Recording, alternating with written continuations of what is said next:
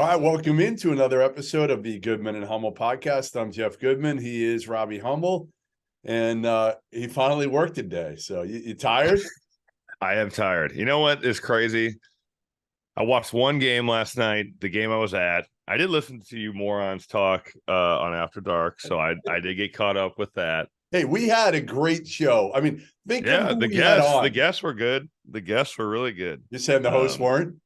The hosts were just average. A lot of complaining, a lot of, But the craziest thing is that I work for two people who knew that I was going to not get home until 1 a.m. and not be able to watch any games, and it was still podcast at 9, laying the gauntlet down. Hey, listen, for your paycheck, you gotta grind. Earn this. You got to earn this big money from Field of 68. I hear you. So for anybody watching, listening, make sure you subscribe. Goodman and Hummel podcast. We try to do it every single week, except when Rob is on the links golfing. I got to say really quick before you keep spewing this crap. Yes. The Field of 68 newsletter I read it this morning. I've been reading it, and it was a good crash course in all things college hoops last night. So props to the guys that write that. Yeah, Mike Miller does an unbelievable job and his crew there. Every day, again, subscribe, Field of 68 Daily. It's something where literally you can get caught up. How long did it take you to get through it? 5 minutes? Yeah, it was a 5-minute read, but it covered everything that happened last night, which was a lot of nothing. But yeah, I mean, there wasn't a lot. But as we get through the season, for somebody like you or me who are traveling a lot, and we're going to miss some stuff. We're going to miss some stuff because we're at games.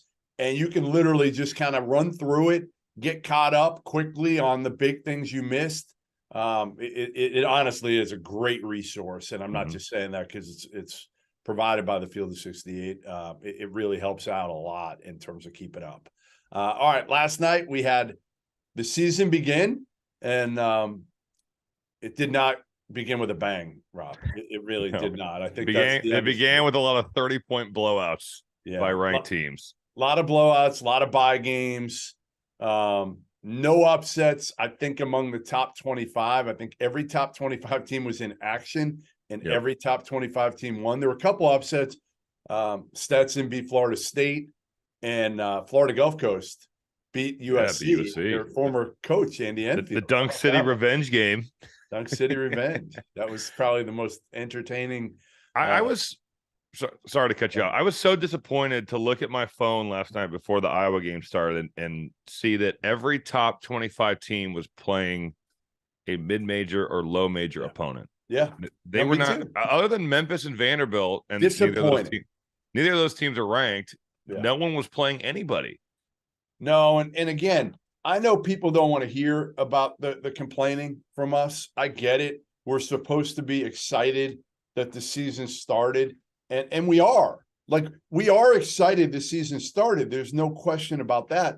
But could the season start a little bit with a little more pizzazz, right? That's the one thing. And we're not saying that everybody has to play somebody great. We don't want that either on the opening night. No, you want one game.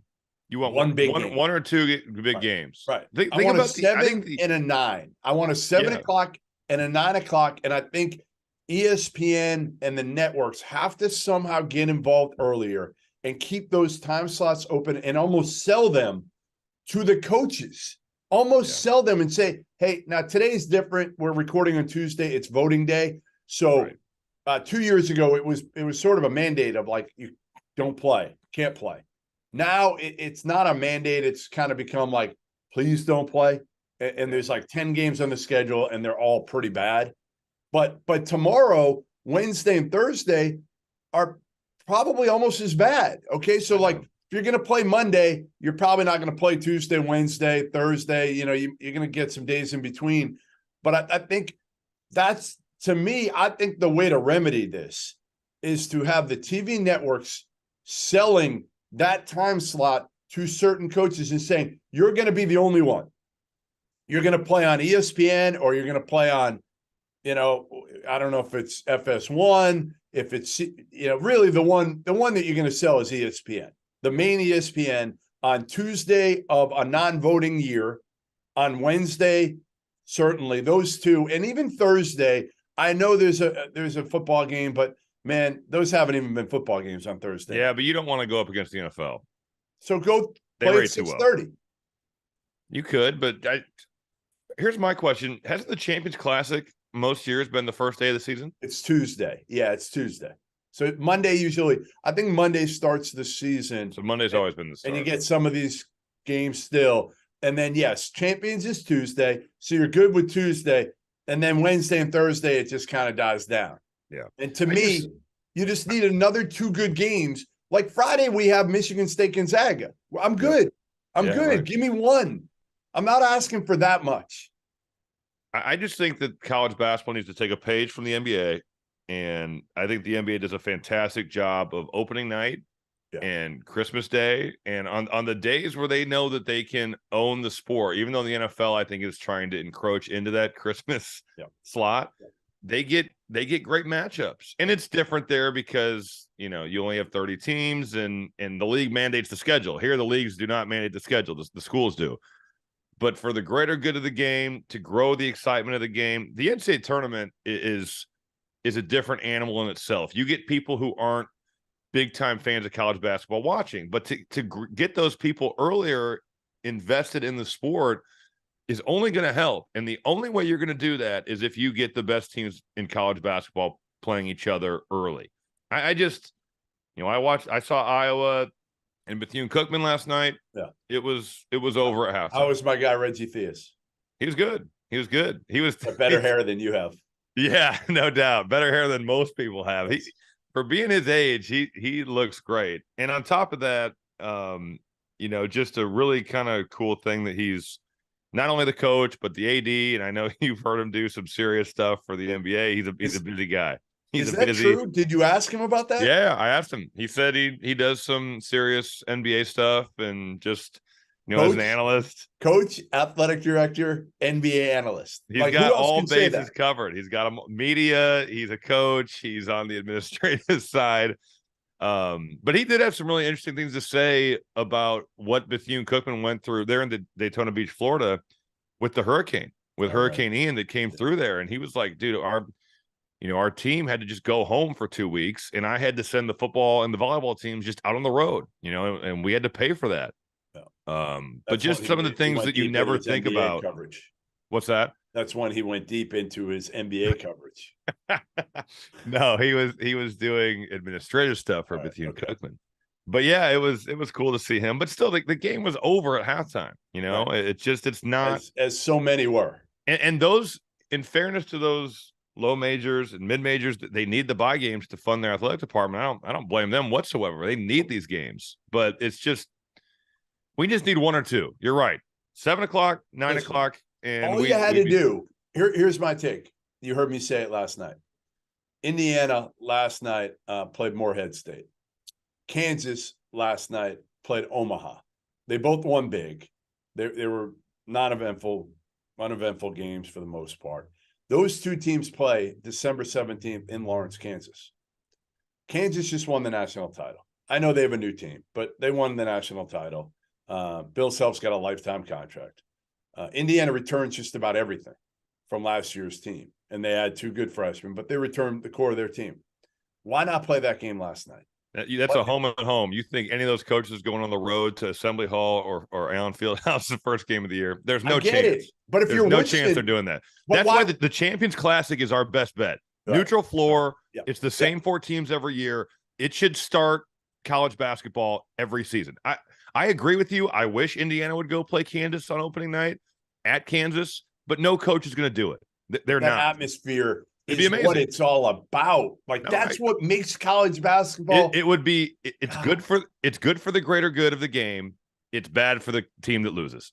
And that's what those coaches are going to think. But if you're going to rotate it, if you're going to do a home and home, you say, you know what, we're going to have the disadvantage this year, but next year, all right, Matt Painter, Purdue's going to play Arizona this year in a home and home, and you're going to start to open up the season, and then next year you're going to get them at Mackey. Yeah. You just have to sell certain coaches. And I guess now is probably a better time than ever because the more quality teams you play, and on the road, it's not going to dock you. The committee takes it into account. It's only going to help you. but I do see where these coaches, like I was reading the Iowa game notes last night, and it said like Iowa has won 20 consecutive home openers or whatever. They like no that kidding. stuff, you know. Who have Like, they played? but no, I know Right. that's every school. Yes. Every school usually does that. I don't know. What a bummer. What a huge bummer of a night. It's again, we're so excited to watch the games, and then we're sitting there, and you're at Iowa, so it's a little different for you, but I'm sitting there and I'm flipping around and I'm like looking for a good game, and you can't really find one. You know, I sit there and I got myself watching the TCU Arkansas Pine Bluff game. Who, by the way, I was kind of watching, or I was listening on the way home. Yeah. Arkansas Pine Bluff was kicking their ass. Had them. They're up 20. They're up 20. And honestly, think about this: the last possession of the game, or not the last possession of the game, the last. It was probably with like 20 seconds to go. I think Pine Bluff was up 2. Yep. And the kid gets the shot blocked at the rim. There's 2 seconds on the shot clock. You would be better off if you're Pine Bluff taking the ball and punting it into the stands to set your defense. Yeah. Instead, they take a wild shot. Dude falls down trying to get the rebound. Yeah. Now it's a 5-on-4 break. Mike Miles 3 to take the lead. I mean, that was like the only thing that can't happen. Take a shot clock violation, punt it into the stands at TCU, whatever. But they honestly, they should have lost. They totally should have lost. You heard me last night say, like, everybody hated their team. Every coach I talked to that's pretty good. Hated their team except for Jamie Dixon. He literally, I talked to him feeling differently now. 2 mornings ago. He's like, I love my team. Now, they didn't have Damian Baugh, but still. You guys made Damian Baugh sound like he's Penny Hardaway last night on the After Dark. I mean, he's a good player. Mike Miller told me he was a one and done when he got to Memphis, or could be. He didn't say he was, but he said he could be.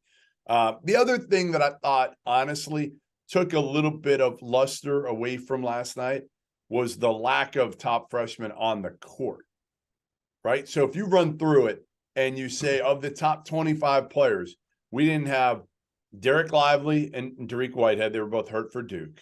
We didn't have Nick Smith. He's got a minor knee injury at Arkansas. We didn't have Cam Whitmore, top 15 player from Villanova, super athletic, could be top 5 pick. So we're already talking about 4 guys that are probably going to be top 10 picks. But you had one more guy I think you wanted to bring up that didn't play. Vince at USC with the heart issue. He is. I think he's not. He does not count with what you're saying. No, he's got a legitimate. Obviously, is not able to play. And then Adam Bona was ruled ineligible last night for the game by the NCAA. I don't know exactly what his deal was. So that's what 1, 2, 3, 4, 5, 6 of the top 25 players that weren't in action. And oh, by the way, of the other top 25 players, only 2 scored more than 15 points last night. Grady Dick shot the hell out of the ball. He had 23, I think, for Kansas.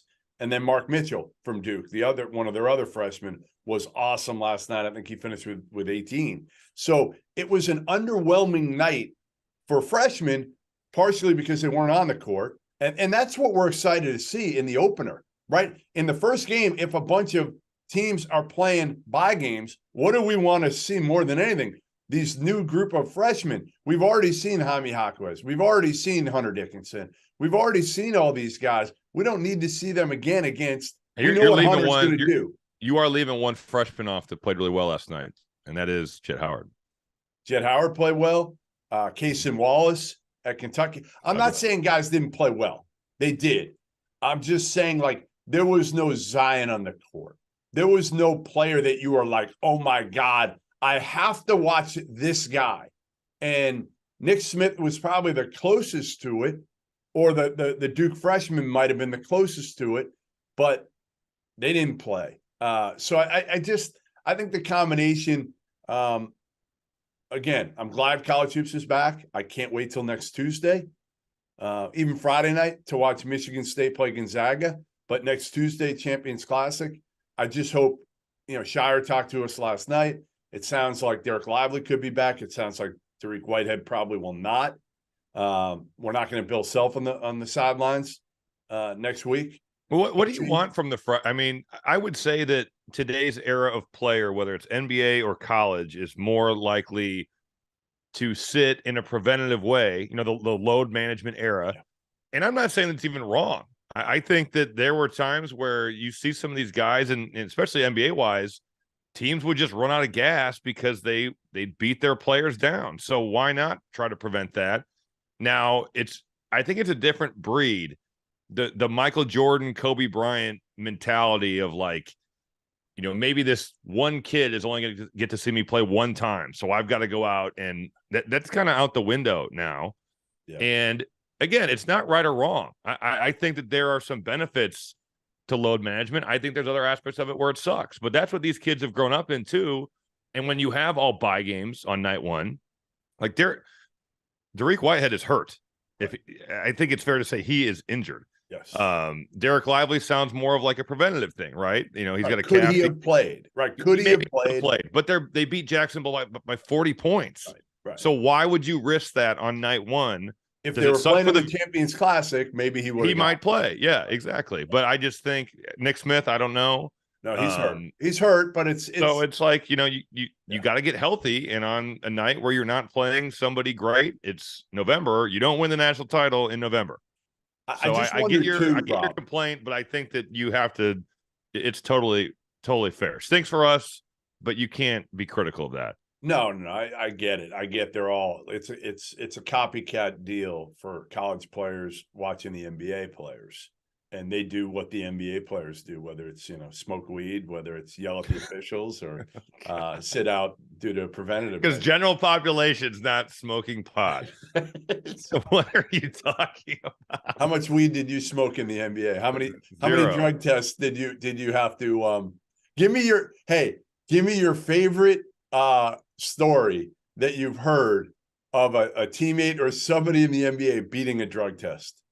I've got one for I had an anonymous teammate who, and this is probably dumb that I did this, but he told me he needed help because he'd been put in the program, and I was like, all right, I don't smoke weed, so fine.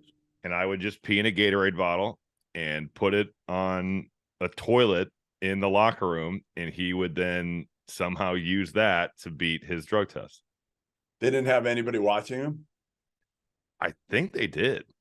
I don't know how he beat that, because there was people coming in to watch us go to the bathroom. Because that's what I heard. One guy told me he had a vial attached to the inside of his arm. So when he was taking a leak, he would just do this, and he would have be. Yeah, I don't know if it was that or if it was a fake, like an Entourage. Vincent Chase as a fake, Yeah. I don't know how it was. I really don't know. How many guys were doing that? How many guys you think were using? I don't know. It was looking for clean, young kids like you that they knew weren't smoking. I was just trying to stick around. I wasn't doing anything bad. Yeah, I don't know. I only knew of this one person that was doing it, but I probably did it 4 or 5 times. Where it was just, Did he pay you? Did you get money? No, I was just being a good teammate. Did you get any money out of that? No, I did not. Free dinner? I should have. Like dinners? No, this is just out of the goodness of my heart. You are an idiot. Again, I was just like, I want my teammates to like me. If I was you, I would have been marketing myself to everybody in the locker room for money. Hey guys, I will pee and leave it in a Gatorade bottle on the toilet. I'll do whatever. Gatorade bottle. I know. I really did not capitalize. That should have been something where you're capitalizing big time. Because I guess I am taking a risk by doing that. I probably could have gotten in trouble too. That was really could have made some serious money. You screwed that one up. Beat your drug test. Now, again, I have no idea how he was actually utilizing this. I don't even know. Maybe he wasn't. I don't know. I'm sure he was, Rob. Come on. I don't know when he was being tested, because the program would be like random. I don't know if he was told and then he'd be like, yo, I need you to do this for me. I don't know. I really don't know. All right. As small businesses are back in business, LinkedIn Jobs makes it easier to grow your team. LinkedIn Jobs helps you find the people you want to interview faster and for free. I've used it before, and I'm telling you, I've found really good people and done it quickly and efficiently. Create a free job post in minutes on LinkedIn Jobs to reach your network and beyond to the world's largest professional network of over 810 million people.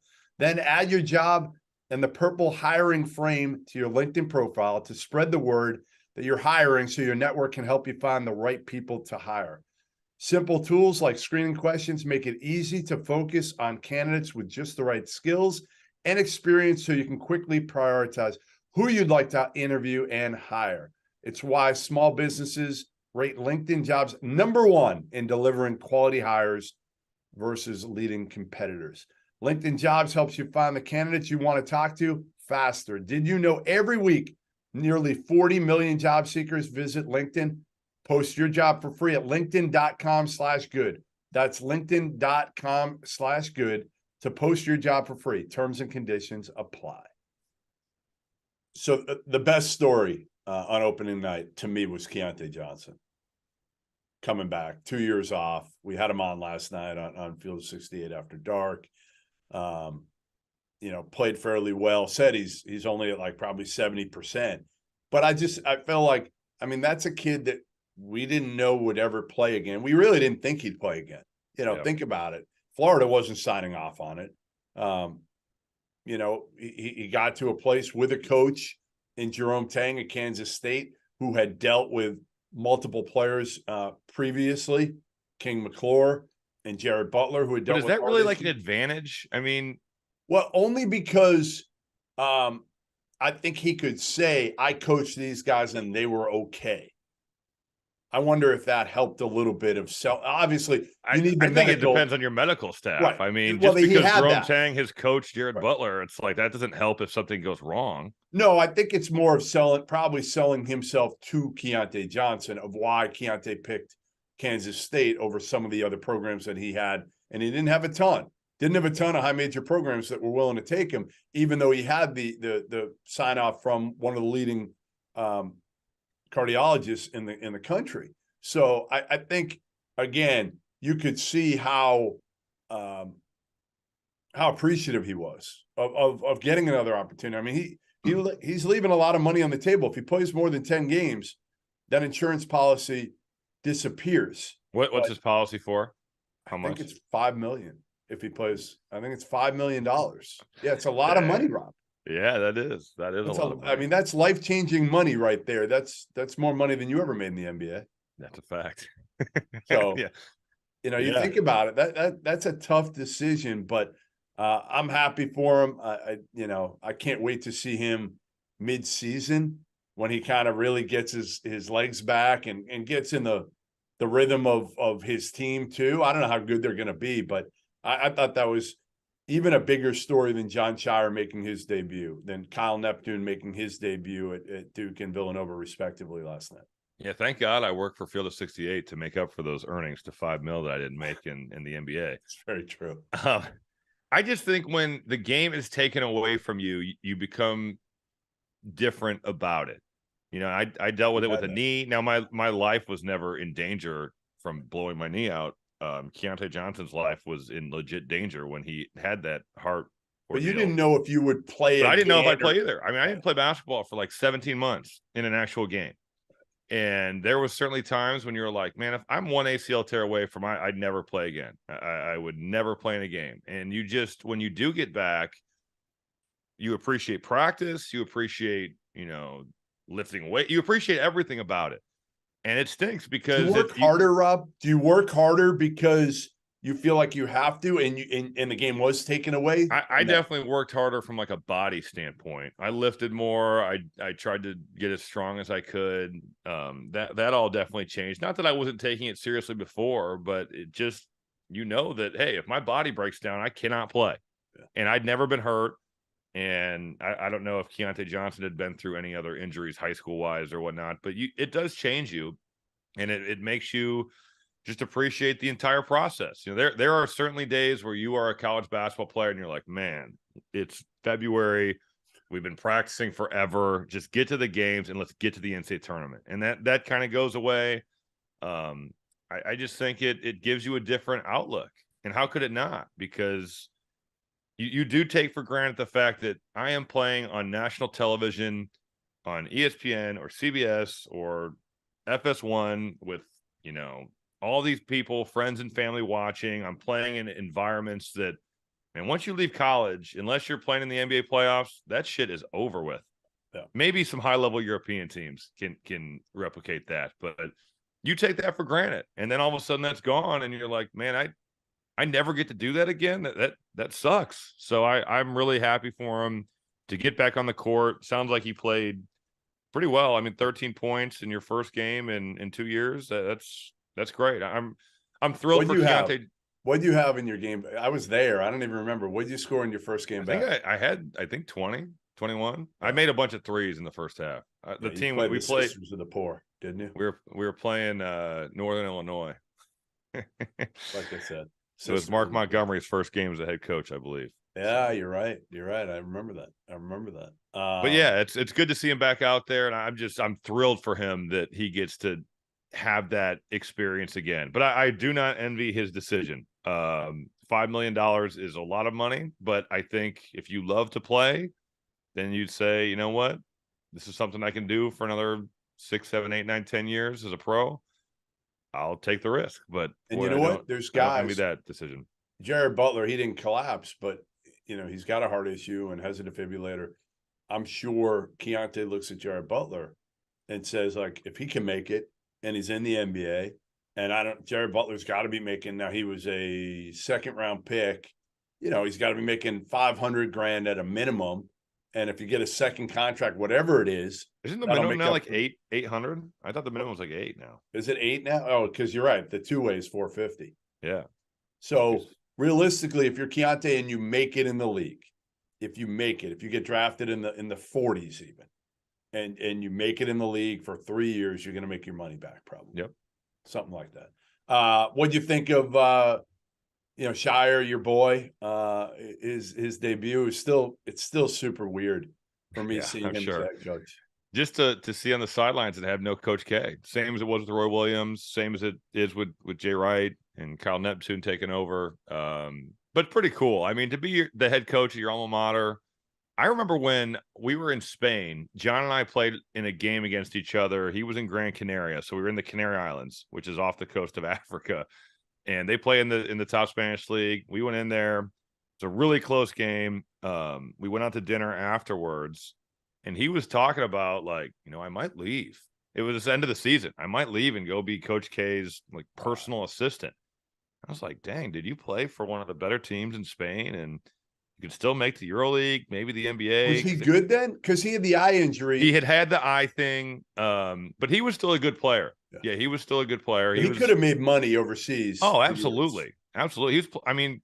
Gran Canaria was not a EuroLeague team, but they were Euro Cup at that point. And they've kind of fluctuated back and forth in years since. But yeah, we won the game. It was a big win for our team. But I remember just being at dinner and being like, dang, you're going to give all that up to go be K's personal assistant? And clearly he had seen the vision. And I'm sure K had spelled out to him, like, you'll move up to assistant and all, maybe not to head coach, but it's just insane that for my entire life, Mike Krzyzewski has been the head coach at Duke. And now, you know, it's John taking over.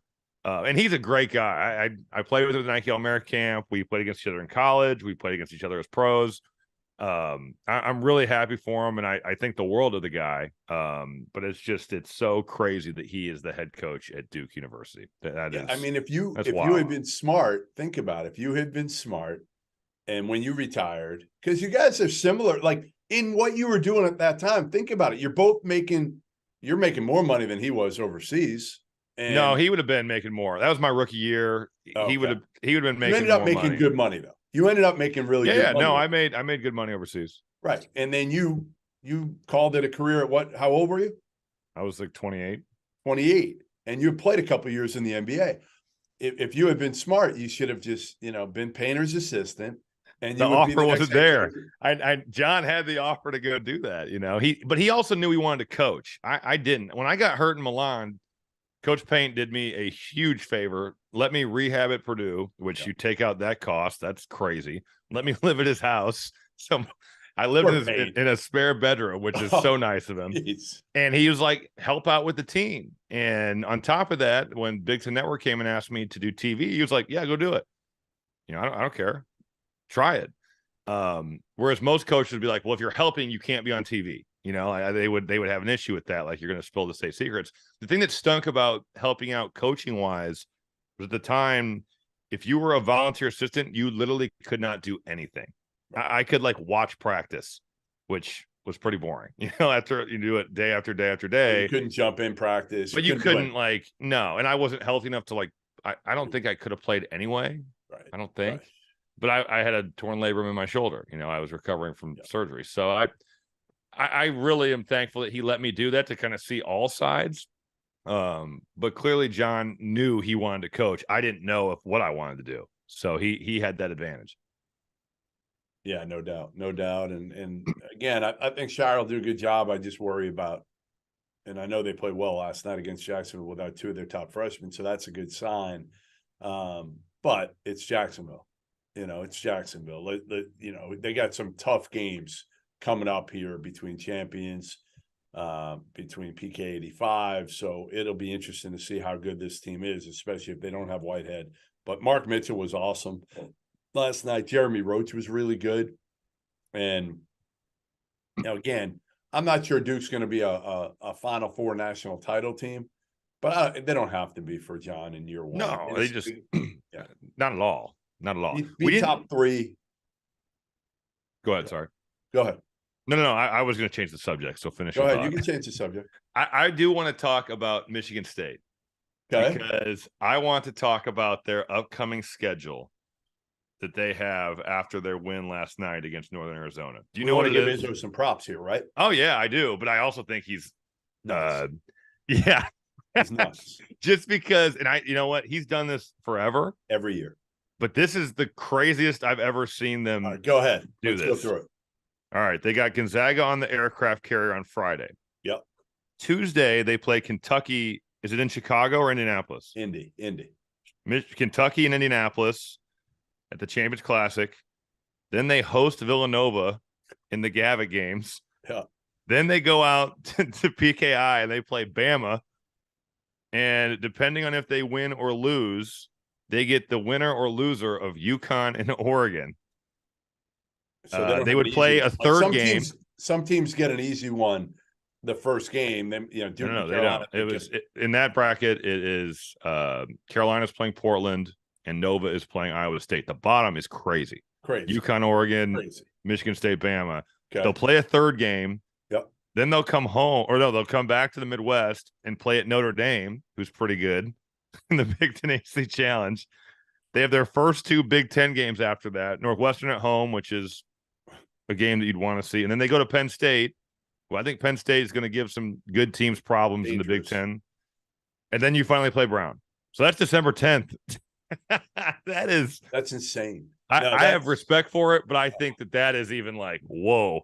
I know, but Izzo's the best of that because he understands. He understands, first of all, again, he's never getting fired.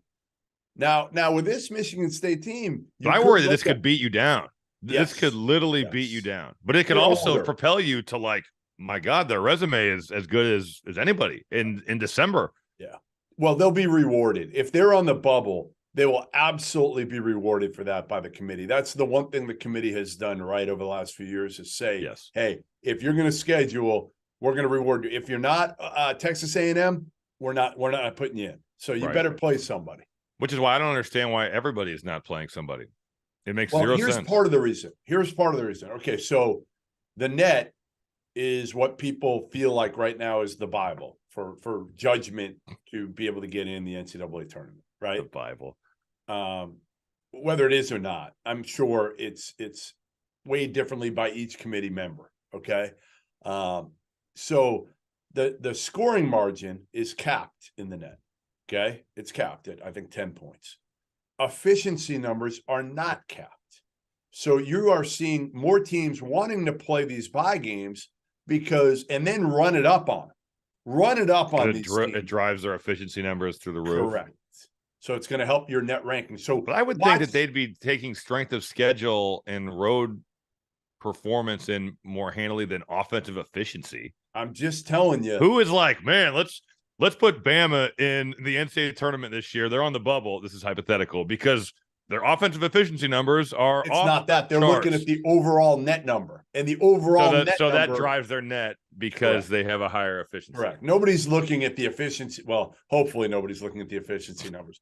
They're looking at the overall net number, and they're saying like, all right, Bama's 23. Well, Bama's 23 partially instead of 33 because they kicked the crap out of 3 teams and won by 40. What is weighted more heavily? Is it? They don't say that. They don't give you the formula. Because if efficiency is 1/4 the weight of who are you playing and where are you playing them, then I would be fine with that. But if it's the same or efficiency is more, then that's a problem. Yeah, when they give me the formula, I'm going to pass it along to you, and you can break down the whole net formula for me. Thanks. My degree is finally going to come in handy when I do a dissertation on the net. I don't know what your degree was in Purdue. Business. Jesus. I'm a business. That worked out well. I got a couple minors too, but yeah, couple minors. Yeah, I forgot you were there 8 years, right? It's like, do you go to grad school or do you just pick up some minors? And I was like, I am so sick of school at this point, so I took golf class. You took what? I took golf my last semester at Purdue. It was awesome. That was the start of your golf career. That was the start of something great when I took golf from it was a class they offered at school, and you played 3 times a week, and you had a classroom like a week where you'd meet and like go over the rules, and we watched like The Legend of Bagger Vance. This is one of the more advanced I should have gone to Purdue. Hey, I got minors in marketing and what else did I get one in? Communications. I got one in communications too. I jump-started my media career with a comm minor, and I jump-started my golf career with golf class. It was a win-win for everybody. Purdue, I made the call to Purdue set you up for success. Yeah, that's where I was like, you know what? 99% of student athletes are going pro in something other than basketball or their sports, and I'm going to hopefully go pro in golf. All right. By the way, before we wrap up this phenomenal episode, I'm going to tell you I've found a team that I think I can play for. Shut up. I think I can play. You can't play for anybody. Thomas, you know what you're like? Hold on, before you say this, you know who you're like? You're like Bill Murray in Space Jam, where he's like begging Larry Bird and Michael Jordan, like, do you know I can play? That is you. And all the players need to be like, it's over with. You could never play at that level. You could never play. College in Maine. No. Thomas College in Maine. Those kids would kick your ass. They went out there against Bryant last night. And they gave it a valiant attempt. It was so valiant that they lost 147 to 39. They lost by 108 points last night. If I cannot play for Thomas College in Maine, I'm going to try to find out how far it is right now from my house. Maybe I'll go up there. I'm only about 45 minutes from the southernmost point in Maine. Who do you think you'd be better equipped to play for? Them or Caltech when they had lost like 9 seasons worth of games in a row? Who do you think you would fit in better with? Definitely Caltech, because back then I was in a little bit better shape than I'm in right now. I think you're going to say Caltech because I'm a loser. Right now. I could lose 8 years right now it would be tough. All right, so Thomas College is in Waterville, Maine. It's only 2 hours and 12 minutes from my house. I might just go up there. I've got eligibility left. I can pass the hell out of the basketball. Listen, I know I can guard some of those dudes at Bryant. I know I can stay in front of a couple of those. I know they're athletic. Earl Timberlake, don't match me up against Earl. Whatever you do, I'll blow out everything I have left. My Achilles, ACL, MCL.